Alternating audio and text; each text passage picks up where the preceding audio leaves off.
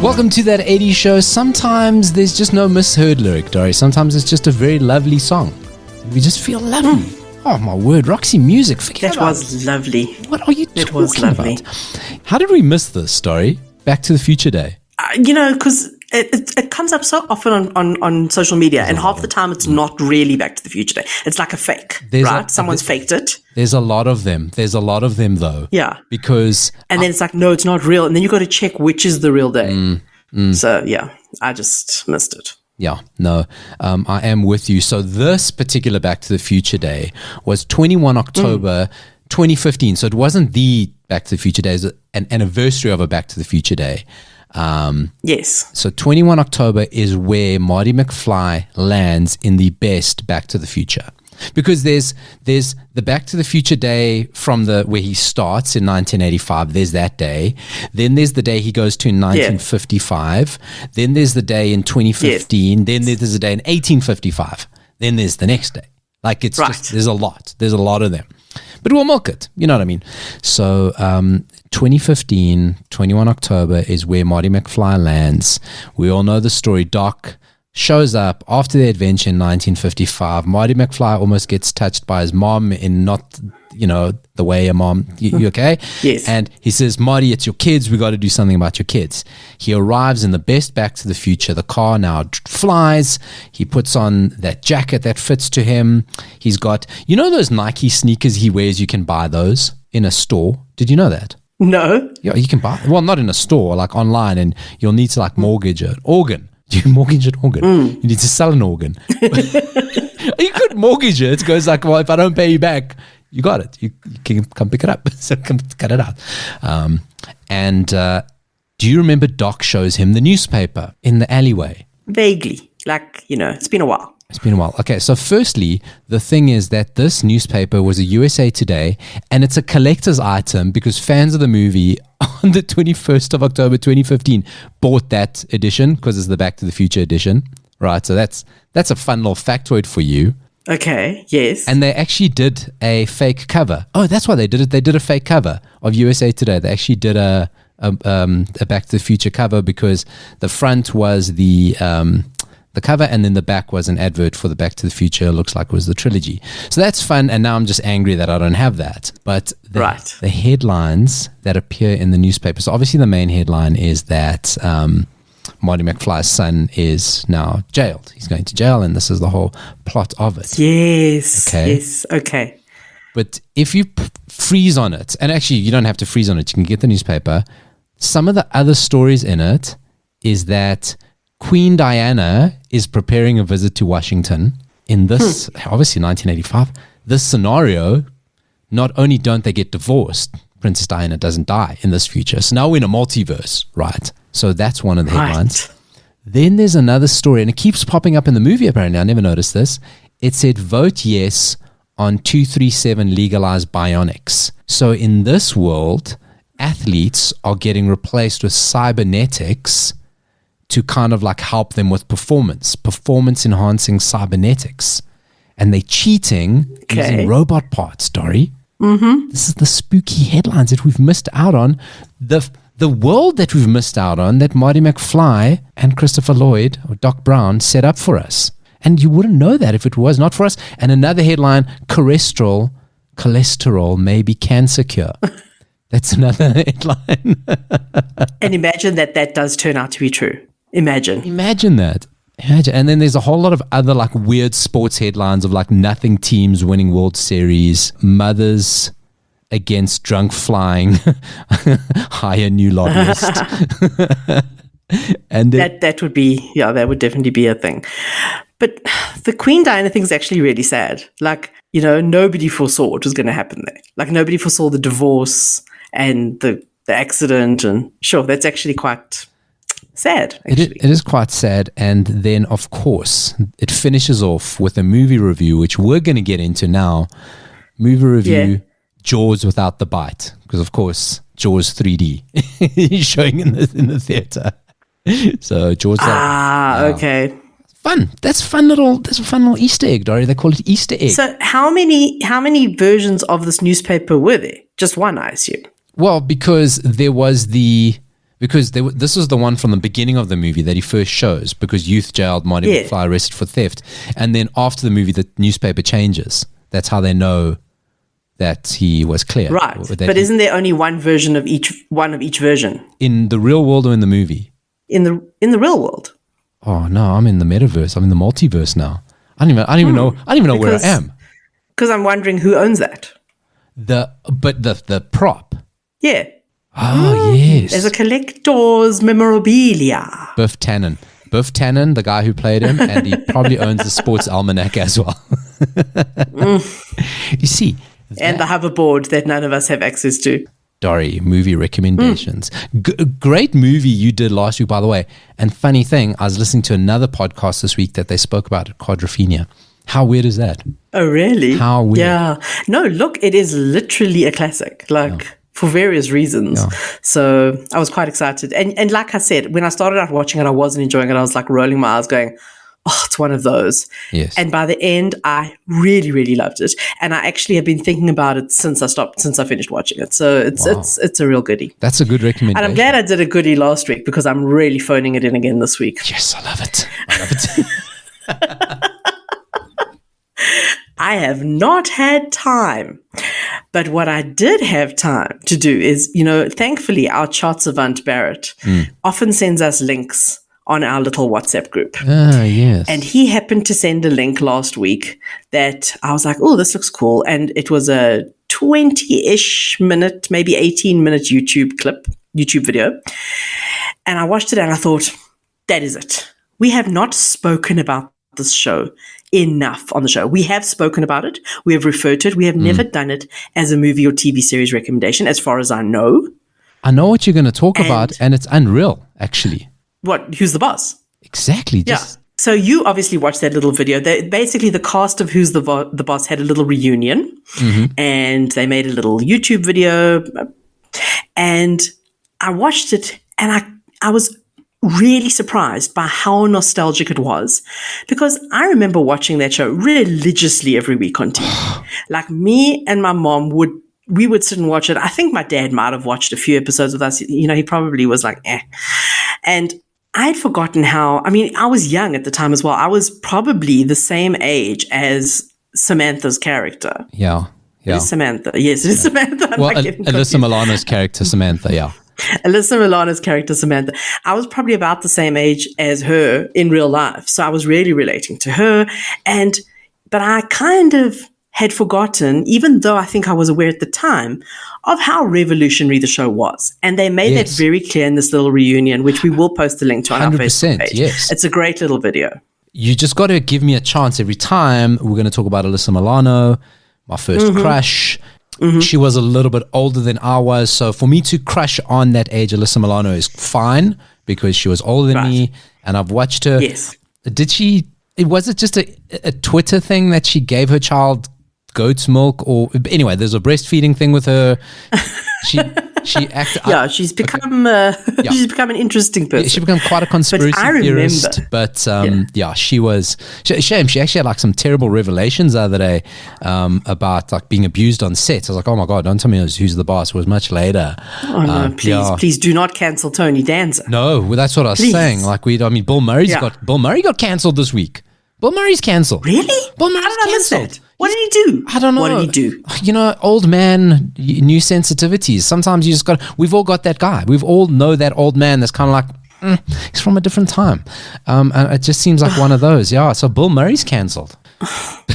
Tony Danza not cancelled. So let's. I'm so sad that you're telling me this because I'm in the middle of rewatching for like the millionth time the Royal Tenenbaums. Oh, you're right. He's one of the best. Yeah. So don't. The headline is, and this is like from proper publications, Bill Murray, all the public allegations of misconduct against the actor.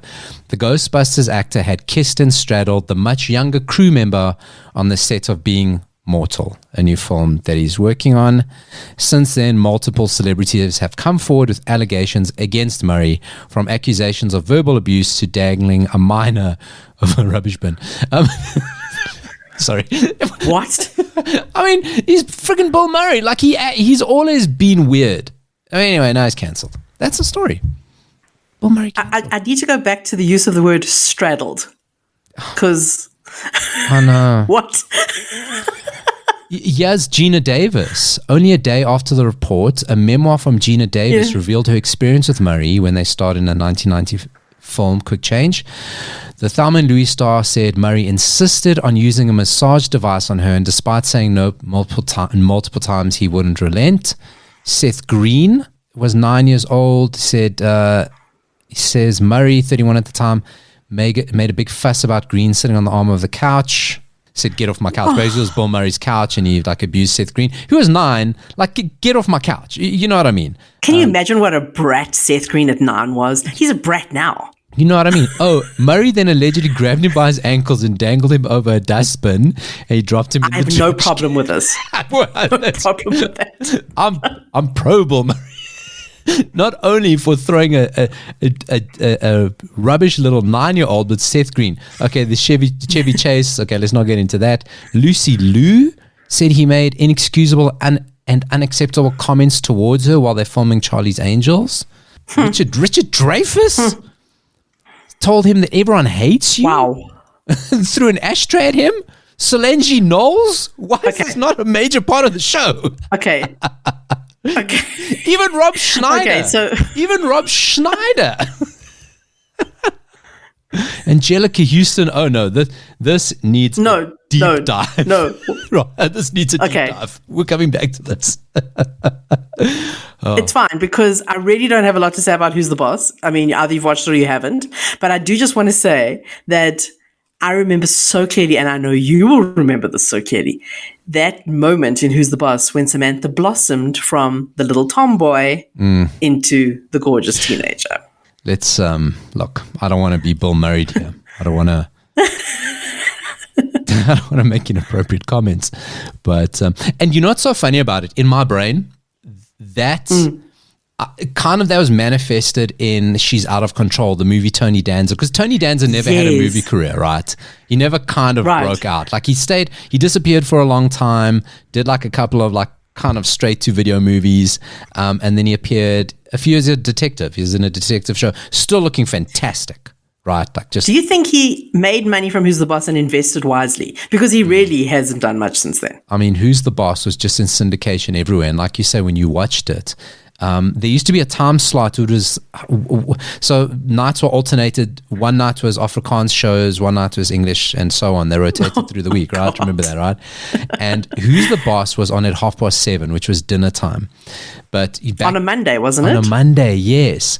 And back in the 80s, I think it was Monday. The height of middle-class luxury was having a TV in the kitchen. That was like, hey, I've arrived. Yeah. And it was the only show, because Alf was on that time. It was the only show that my mom would allow us to turn on and say, okay, right, we can have dinner and watch Who's the Boss. So we'd like eat dinner and watch Who's the Boss. So that's how I remember. So we ate early. So Who's the Boss was always an after dinner thing in our home because we used to eat at 6 p.m. So, okay, like in a nutshell, just to go over it, it was male housekeeper working for female executive. Her mom was this like, sexually free older woman. All these things were extremely revolutionary at the time. Now wouldn't be so much, but I mean, and I was aware of how revolutionary they were at the time. I mean, it was like, oh my God, a male housekeeper, how funny, that kind of thing. But it was just also a really good and funny show. Like apart from anything else, it was just a really good show. And so I felt like it needed a specific mention. But what I did find when I went down the rabbit hole was many international versions of the show were made in other countries. And I want to read you some of the names that it was given in other countries because it wasn't always kept to Who's the Boss. And some of my favorites here. So in France, the show was renamed Madame is Served. Okay. Don't ask. Okay. I don't know. Yeah. Okay. Yeah. In the UK, The Upper Hand. Again? Okay. So I think that, yeah. I'm going to leave my favorite one for last. I'm going to come back to it. In Turkey, Who is the Boss? So close. Okay. In Poland, Who is in charge here? Charles. I don't want to get confused. I really hope. And then before you move on. So firstly, the Who is the Boss, I much prefer that. I hate writing who's. I never know if it's right. It always looks wrong. Okay, so I much prefer Who is the Boss, right? But Yes. I really hope that whoever was programming the TV station in Turkey, like, did a 1 hour Who is in charge, Charles in charge, and like had the two of them together, like, and they called it Turkish TV Fully Charged Power Hour. Like, if that didn't happen, Turkey must just be, as a nation, must just be Okay, you think of ashamed Poland. Poland is who is in charge here. Turkey was who is the boss. But it's okay. We'll forgive you. Okay, but that you still, the point stands. Who is in charge? Charles in charge. It works. And then my favorite, in Russia, the remake translated to Who is the head in this house? Again, hello, madam. Madam is served. So yeah, just a little reminder about who's the boss, and Paolo's first crush. Alyssa Milano stayed in the public eye. She did a couple of movies, TV shows, but she kind of she speaks a lot about just being over the whole Hollywood thing. She's an activist. A big activist for social change. So she's like using her fame for good. Tony Danza was shown up in a couple of things. Judith Light. She's also been in a couple of things, but that was kind of her. Oh, peak. Judith Light's been in, I mean, she was in Transparent specifically is what I remember her from in recent years. And she looks amazing. Like she has aged amazingly. Oh, but she was classy though. And I remember it was so fascinating for me that she worked for an advertising agency. And I was like, I mean, that's what I ended up doing. And I was like, ooh, advertising agency. And I had two choices: be a housekeeper or go into advertising. Career time. Right. Nothing wrong with either. Like, really, no. Listen, I mean, when you're in Europe, like we're in South Africa, having a housekeeper is quite affordable. In Europe, it is not. And I saw a housekeeper arrive in a brand new Audi A3 with out of the box iPhone 13. It's very different. It's very Tony Danza over there. If you're listening in Europe. But what I noticed, and I never looked into it, maybe you did, Dori. Obviously, Judith Light's character, Jonathan was his name. Daniel Pinarello, he had a weird name. Danny Pintoro. Pintoro, right? Something like that. Not something like that. Daniel Pintoro. And he's never shown up in anything. I think there was a story. Didn't he come out a few years ago? I mean, maybe if that's the only way he made the news, then that's a little bit side. He was in Cujo, but that was actually before Who's the Boss. Yes. Because Cujo was 83, Who's the Boss started, I think 84, 85, I'm not sure. Yeah, career. Let's have a look at Danny Pintoro. He did not move on to do much at all. He has worked as a Tupperware sales representative and a restaurant manager in Las Vegas. Pintoro and his husband relocated to Texas in 2016, and as of 2019 was working as a vet tech at Austin Pets Alive. Wow. And the most recent thing he was in was Oprah, Where Are They Now? So that's... And never mind that. It says here that in 1997, the National Enquirer actually outed him.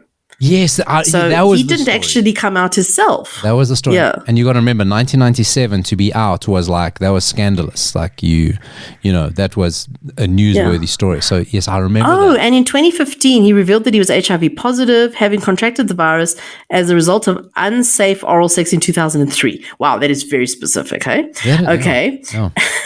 And he has also disclosed that he had previously been addicted to methamphetamines. I also remember that. Shame. So his life didn't turn out great, but he sounds like he's okay now. He's working with animals. He's married. It sounds like his life's okay now. But child actors, they don't often have it easy. I know. That's why Alyssa Milano was one of the lucky ones. Exactly right. She managed it well, and I think because she never bought into the Hollywood bullshit. And she's beautiful. She's still there. She's first crush. No, she is beautiful. Yeah. First crush, still crush.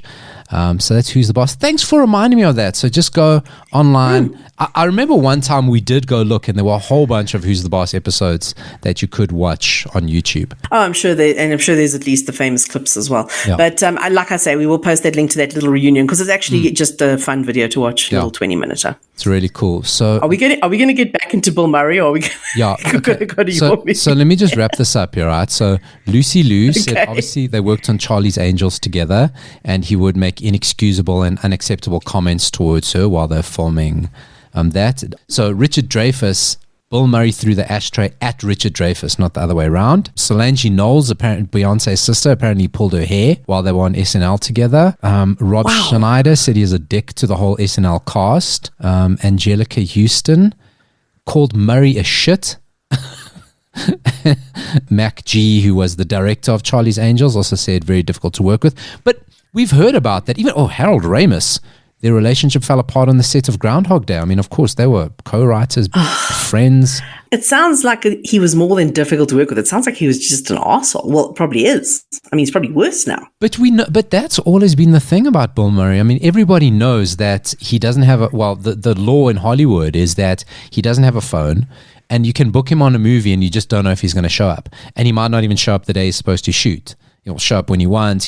He's always been difficult, like from when he started out. So I just, I mean, you can't be straddling people.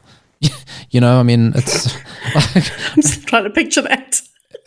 He's old. Like, how's he going to get his knees up? Like, I don't want to dismiss it, but it's like, listen, there was no, I don't think there was ever any time in our history where it was right to straddle people. So, but yeah, anyway, he's cancelled now. My concern is who's going to be in the next Wes Anderson film, because he's in all of them pretty much. Oh, but doesn't Wes Anderson also not give a shit? He's also been cancelled.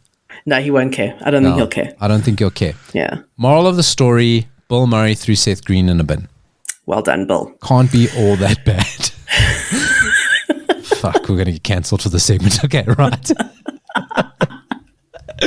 Luckily, because I would have feared definite cancellation if I had gone with the movie, but I'm going to go with it next. I'm going to do it next week because I wanted to do horrors the whole of October. I found a movie. Okay. No, I found a movie that's a horror. That's a comedy, but it is a horror. And if you want to talk about getting cancelled, okay, we'll do that next week. But I said to you earlier this week, I said, Dori, choose a movie starring either Judd Nelson or C. Thomas Howell. Okay, which one should And you thought I would choose C. Thomas Howell. I did. Which was my cancelable movie. But you went with Judd Nelson. Okay, good choice. I did. Good choice, right? So Judd Nelson, big break comes in the 80s. Obviously, St. Elmo's Fire, Breakfast Club, key member of the Brat Pack. He really was.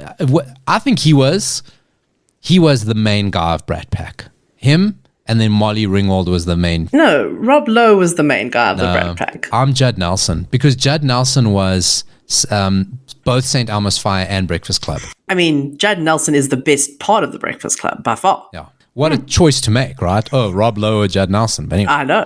So you made the choice. But before that, he was in a movie. Oh boy. Fun movie. So a couple of weeks ago, I get very excited. I posted it up this week. Found a playlist on YouTube of B-grade 80s movies. So when I first found it, there were 45 movies. And there was a lot of schlock, but there was like Top Gun was in there. Ferris Bueller's Day Off was in there. So a couple of good stuff. I think through usage rights or copyright rights, over the 2 weeks that I've been looking at this list, it's like now 20 movies. And it's just rubbish. Okay? In South Africa, at least. Maybe in different countries, you can see different stuff. But now it is just like the part of the video store you went when all your movies were out. And you're like, oh, yeah, I'm going to go to the part that there smells. Is, like I said, there was one movie on there that I'm going to make an effort when I have time, because I know it is good. I've watched it before. But the rest looked like a load of shit, I have to say. No, it's in my wheelhouse of fantastic movies. I'm loving it all day. So this movie made by Cannon Films. Cannon Films, I think probably my favorite studio of the 80s. I've never watched a movie from Cannon Films. If you've watched any Chuck Norris film from the 80s, you've watched Cannon Films. If you watched American Ninja, Cannon Films. Master of the Universe, Cobra, right? Conan the Barbarian. You've watched Cannon Films. Love Cobra. They they figured, as the plane flies over Dori, they figured, right? It is so loud. Really? It's like you're at the freaking airport. I feel like it's right above the house. I'd make amends, Dori. I'd make amends with people. Wow. Oh, that was loud. So they just realized, okay, look, you can make Hollywood movies, or we can make straight to video, because this new thing called the VHS, people need stuff to put in there. They can't wait 6 months for blockbusters to come out. We're just going to make movies quick, nasty, cheap. and just flood the video stores. So that's what they did. So they made a lot of big action. Those are big action movies. They made it this comedy starring Judd Nelson. Now, the story goes like this. There is a guy. His name is Palmer Woodrow. Okay, that's the character's name, played by a guy called Dana Olsen. Palmer Woodrow is a preppy, yuppie douchebag, right? They only existed in 80s movies, wore 2 golf shirts, popped collars, jerseys round the neck, dickhead guy, right? Super rich, and he doesn't take anything seriously. He's about 19, 20 years old. And all he does is goof around all day. He gets threatened. His father says, if you do not finish your degree, you're out the wall, you don't get any inheritance. Because this dude's he's going to be a trust fund baby. So in the 80s, we called them preppies. Now they're called trust fund babies. Father says, you're out the trust fund, right, if you don't finish college. But because he goes, I've got more money than will to do anything, I'm going to hire someone to finish college for me. Okay. Here he meets Judd Nelson's character who's living in his car, and he owes a loan shark money. Loan shark played, this is why we're going in the cancel theme, by Andrew Dice Clay. Okay. This is Andrew Dice Clay just as he's about to become superstar. How the story goes is a casting agent just happened to be at a Hollywood comedy club, saw Andrew Dice Clay. He was working on this movie, and he's like, oh my God. And went to the writer and said, I've seen a guy. I don't know if you have a character for him. You've got to put this guy in your movie. That night, legend has it, Jim Carrey was also on stage, and he pitched Jim Carrey to play the role that Judd Nelson took. But Jim Carrey said, no, I don't want to go into films right now. Really? That's why you know it's bullshit, right? So, Andrew Dice Clay, loan shark, Judd Nelson owes him money. This douchebag character says to Judd Nelson, right, you're going to enroll in college. You're going to finish. I'm going to pay you, okay, $10,000, a couple of $100 every day. And you're going to finish the degree, go under my pretense. You finish, I get the degree, I stay in the inheritance, you walk out with money. Everyone's happy in the end of the day. 80s shenanigans. And 80s shenanigans do ensue. So it is a college romp, mistaken identity romp. It was effectively like a no under 13s movie.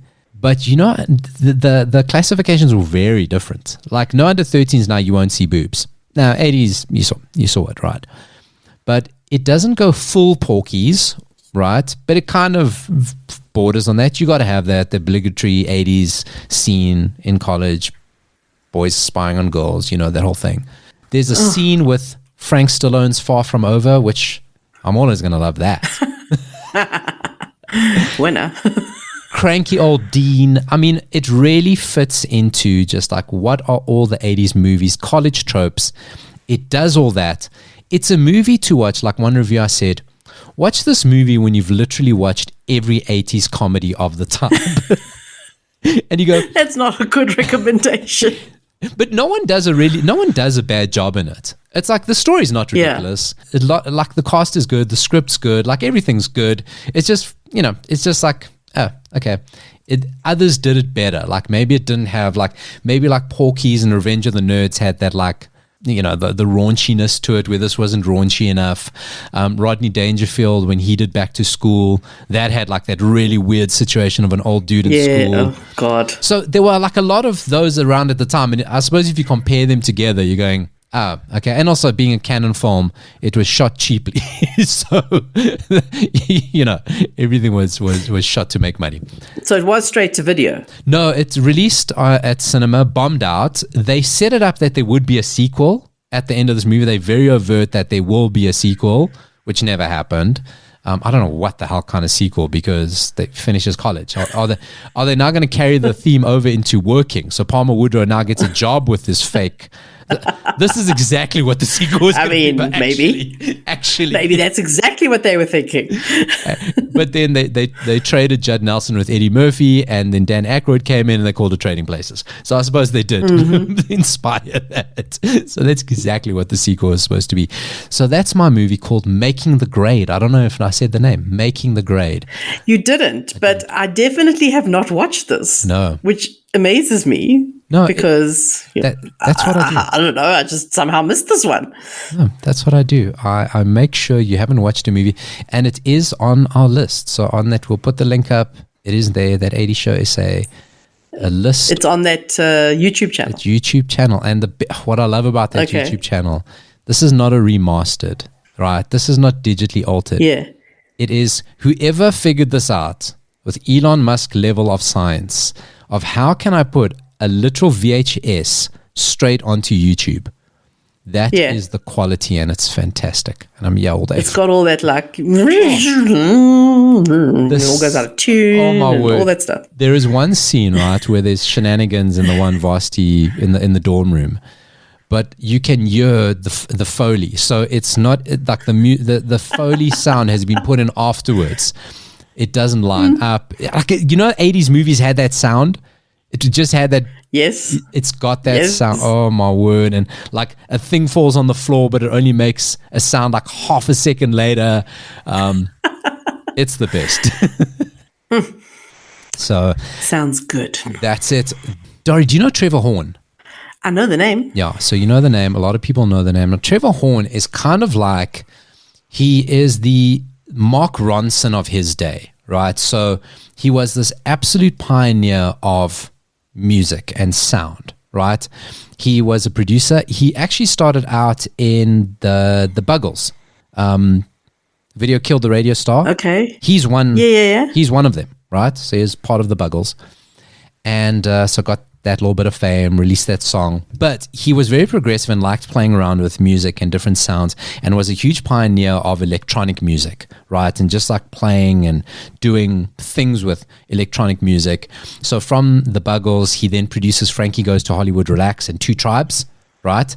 So this is the kind of sound, I mean, that Two Tribes, that drum machine, even Frankie Goes to Relax, that drum machine loop, like he kind of pioneered that sound. He like played around with electronic music. And then he begged Yes to release Owner of a Lowly Heart because they didn't want to. The song sounds like shit.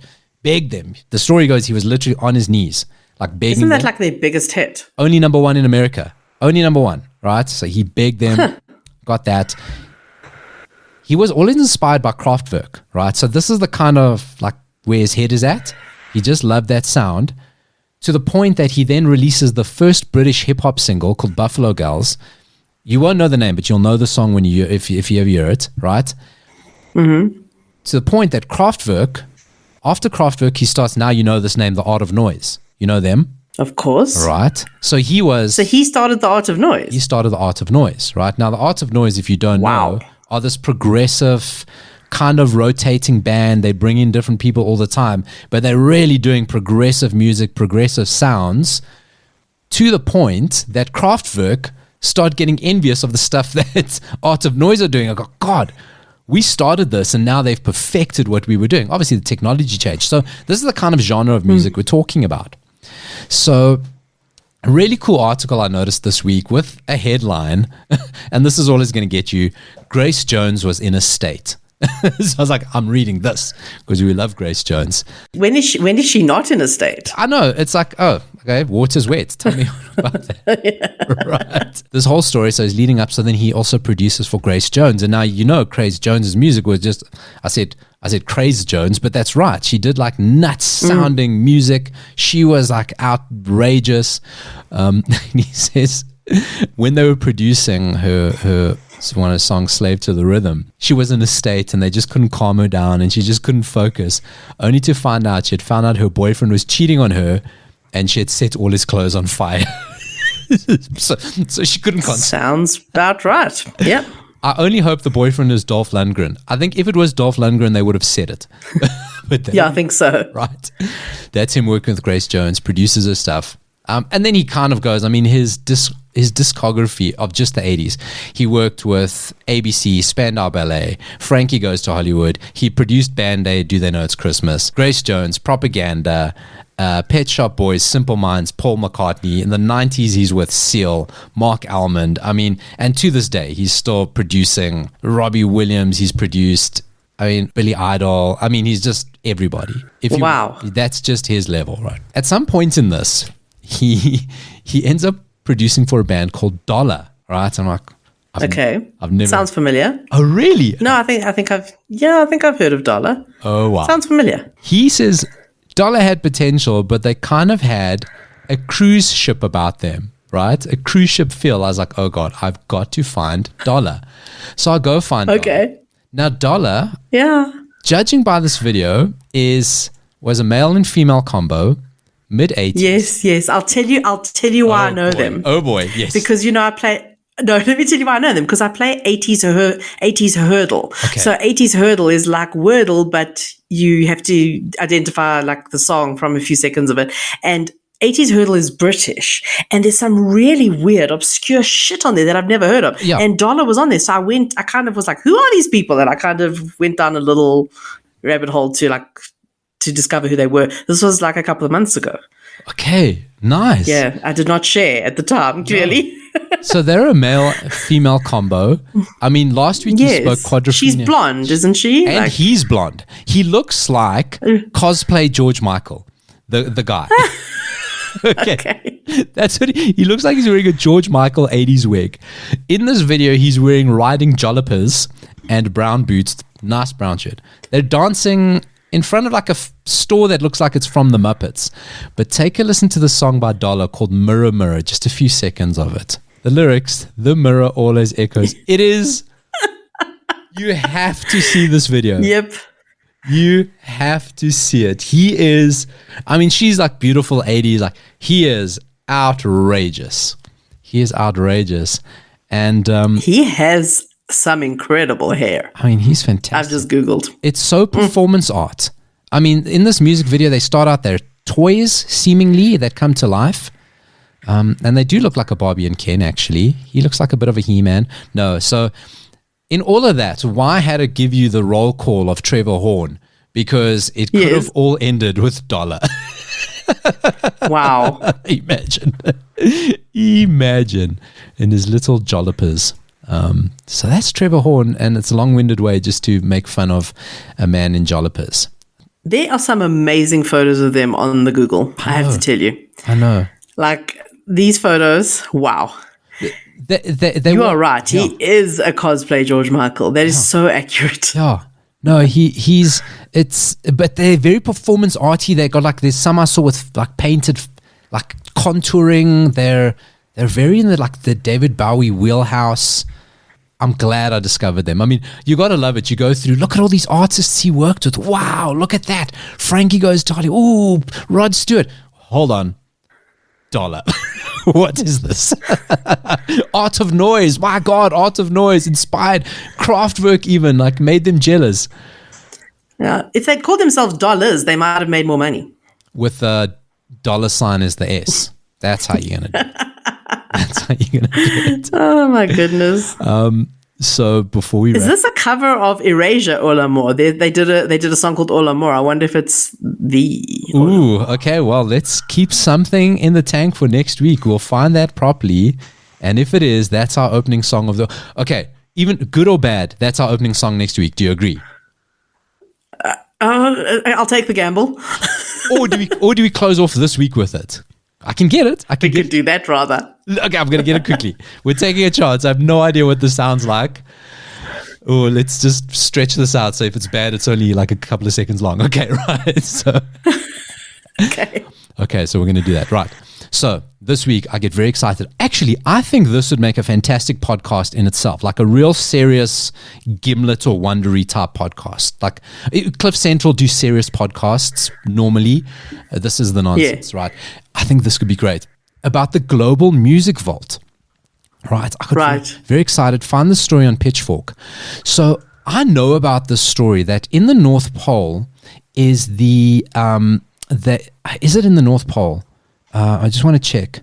It is somewhere cold. Yes. I remember that. So this is, but I did also just glance through. Yeah. But in the North Pole, there's the global Arctic Circle. Yeah, the Arctic Circle. So already there is something called the Global Seed Vault, right?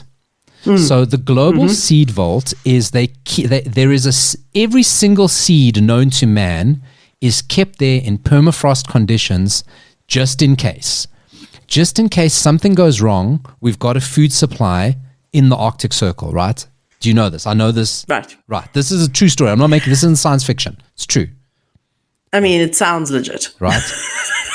So this guy, entrepreneur, his name, Luke Jenkinson, He goes, I want to do the global music vault, right?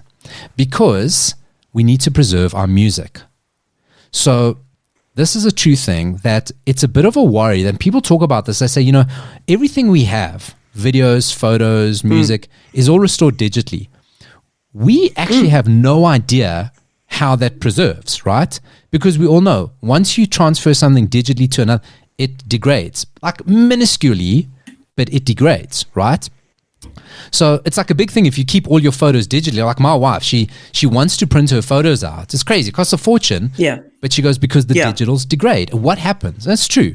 Like, what happens to, we don't know. We've never done it. We don't know. But also, like, what if, like, there is literally the apocalypse and all the digital stuff just disappears? Right? So 2 incidents kind of got people thinking like this.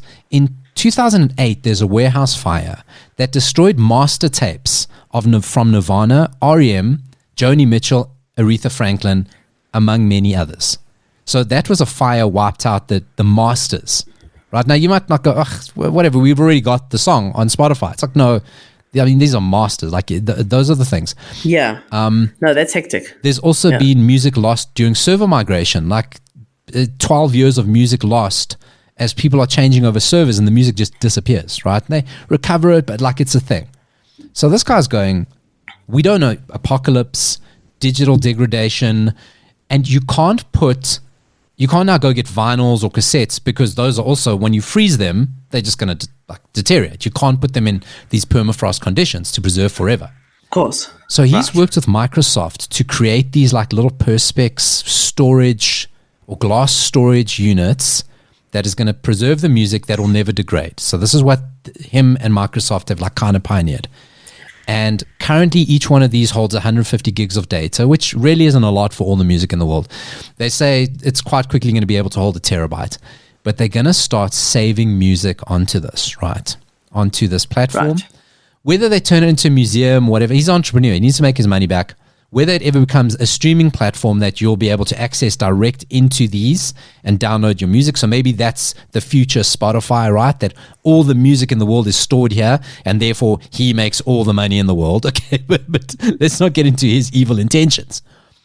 So they get into the thing of going like, do we put all the music in the world into this? Like, how do we decide? So he's appointed archivists from the Smithsonian to now choose what music goes in. So currently, they're working to preserve world music. Now, like I hear world music, I'm not into it. I don't know. Yeah. What is the current definition of world music? Because all music is from the world. Exactly. So, exactly, right? So, but the thing is, they're starting with predominantly like native Brazilian tribe music, I mean, they've got like a very interesting people who've now been part of this board to decide what music goes in. And they're going to like world music, like Brazilian tribesmen, like that type of music is the first bit of music they're putting in. Of course, now he's getting nailed because they're going, hold on a second. How do you pay these people the rights? Because you're taking their music, you're going to put it in some archive. At some point, your plan is to monetize this. How do you pay them? Because they don't believe in our economy. So there's like, that's kind of loophole of going like, whoa, like who owns the rights? And like, if he's not being able to solve that with Brazilian tribesmen, how does he solve it when you're trying to, deal with Michael Jackson's estate, right? So this is where it stops. It's very interesting. The whole thing with skimming, I'm giving you like as brief a summation because I want to get to the point. No, I hear you. Right. Yes. Say Dori and you and I are appointed. You guys choose 10 80s songs. We've researched the world. You've got the best 80s show like ever. Like honestly, really. I mean, Dori and I think it's a fantastic show. You guys are protectors of the culture. 10 songs that are going into this vault. And I asked you, Dori, yesterday, do you have your 5? I've got 5. Well, you didn't specifically say I needed to choose 80s songs. So not all my songs are 80s. That's cool. That's perfect. I'll be honest. Okay. Cool. Yeah. That's fine. You were like, just choose 5 songs that would go into this vault. So I'm like, well, if I'm choosing based on what I alone like, then I would choose all 80s. But I kind of broadened it in my brain to what are really important songs that need to be preserved. Songs that for me are literally timeless, and total classics. And not all of them are from the 80s. I hate to say it. Okay, that's fine. From my list. But yeah, my list is, I suppose, some of it very predictable and obvious, and maybe some of it not so much. So let's start with the most obvious one, Imagine by John Lennon. Okay, of course, yes. Have to. I mean, you know what I'm saying? Like, obvious. And then, obviously, you're going to choose a Beatles song. Now, most people would probably go with maybe Hey Jude. I don't like that song. So I've just chosen my favorite Beatles song, which is Here Comes the Sun. Beautiful. Love, and it apt Beautiful because song. You're under the Arctic Circle, right? Exactly. Cool. Exactly. Then I was like, again, looking at a broader sense of what a classic that needs to represent what society was about and music was about, I end up where many people end up with Leonard Cohen, and Leonard Cohen's most prolific and, I suppose, famous song is Hallelujah. But I personally would choose Famous Blue Raincoat, which is my favorite song of his. So I just went with both. This is what we're going to put Hallelujah and Famous Blue Raincoat in. A terabyte, Dori. A terabyte. You see, this is why Dori's great for this, because most people go for the hits. Dori goes for the B-side. So that's why you're fantastic. Famous Blue Raincoat is not a B-side, okay? It's... Okay. Let's agree to disagree. Ask people to name a Leonard Cohen song. Which one do they name? Hallelujah. All right. Okay. Suzanne. Right. Sisters of Mercy. Okay. All right. Fine. Anyway, I would name Famous Blue Raincoat. And then for the last song, it's, I really thought about it. And this might surprise you. Also not from the 80s. But one of the songs that just, for me, is still timeless, still amazing, still perfect to this day. Your Song by Elton John. That's good stuff. Sure. See. So I don't think there's anything from the 80s on there. It's fine. It's fine. Because, like, I wouldn't like the responsibility of all the 80s music. So there are other people. If I'm choosing 80s music, let's just put the whole of Wham's Make It Big on and we're done. That's fine. And also, because of where it is, North Pole, Last Christmas, and Do They Know It's Christmas has to. They should be in there anyway. That should have been part of the planning permission, right? Because you're in the North Pole. Absolutely. Okay. Right. So those are great. Now, in this scenario of mine, you and I aren't the only ones, right? We've been asked to be part of this 80s panel. So I'm going so Dori's gone, you've put some great stuff in there. There will be people that are putting, Trevor Horn will be in there. So many people will be adding, you go, okay, there's going to be iconic hip hop. There's going to be, so everyone's kind of going to look after their wheelhouse. If I feel I've got a responsibility to this, that future generations in billions of years time are going to have to know what music from the 80s. I'm going to go, you know what? I will 100% guarantee, right? If somebody's looking after Brazilian tribesmen in the Amazon, I've got to look after a very specific genre of 80s music. And my responsibility is to add 5 Italo disco songs. Oh my God. It's Italo disco. Oh my God. Okay. These are my 5. And they're not all that well known, but these are 5 staples of the genre. Okay. Firstly, Fancy, Slice Me Nice. I'm like a cake who wants to be baked. I mean, really, future generations will dine off that line. We'll need to hear that, yeah. Yes? Yep. Okay. The next Italo disco song that goes in is, this is time to just whip your mullet, right? So if Slice Me Nice is about our culinary habits, Paris Latino is about our traveling. So many multiple cultures that we had, right? This is more about a more ethereal around my dream. I'd like to put the music video in there as well because no man has worn a brown jacket since they shot that music video. The next one also quite mainstream. Or just the brown jacket itself, actually. Yeah, good point. Not an NFT, the actual jacket. Okay, the next, yes. Remember, I'm preserving Italo disco culture. And then, of course, that's very male dominated. That's very male heavy because that now kind of relates to how we communicated with each other. Tarzan Boy. That's how we call. Those are the calls. And of course, we've got to talk about our mating ritual.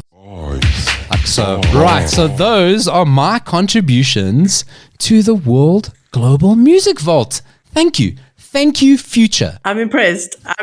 Thank you. So just quickly, I literally just Googled iconic 80s songs to see what would Google put into the 80s vault. Nice. And up first on the list, Paolo, is Take On Me by Aha. The literally top of the list, first one. Fucking First. Even Google's against me. Let me just read you some of these because these are so perfect. Second, Come On Eileen by Dexy's Midnight Runners. Good stuff. Third, Wake Me Up Before You Go Go by Wham. Nice. Personally, I would probably choose Last Christmas or Careless Whisper, but Wake Me Up's good. Last Christmas is already there. Because North Pole, it has to be. It's already there. Yeah, it has Yes. to be, yeah. Okay. Then we've got Don't Stop Believing by Journey. Oh, Tainted Love, Soft Cell. Sweet Dreams Are Made of This by Eurythmics. Don't You Forget About Me by Simple Minds. For me, that's a definite. Girls Just Want to Have Fun by Cyndi Lauper. When Doves Cry by Prince. Every Breath You Take, The Police. Africa Toto. Ugh, but okay. Sweet Child of Mine, Guns N' Roses. And All Night Long by Lionel Richie. Jesus, That's just some of them. That's a great pick. Either those are the songs that go, the 80 songs that go into the Global World Vault, Music Vault, or it's the playlist from Roxy's in the mid-90s on an 80s theme night. And they're based on that music, there's definitely a special on tequila shots. And notice, no, and it comes up later in the list, but like there is no Madonna or Michael Jackson in there. But I mean, obviously Madonna and Michael Jackson will be in there. Yeah. So okay, listen, that's not our job. We've done ours, we've added ours. Listen, we're going to take the chance now. Dori, thank you so much for joining me this week. Everything you heard on the show, especially our link to crap 80s movies on that 80s Show essay on Facebook. We're taking a chance. Neither of us have ever heard the song. We're playing out with a band called Dollar. Is it a Eurasia cover? Wish me luck. Thanks for joining me, Dori. Goodbye. bye.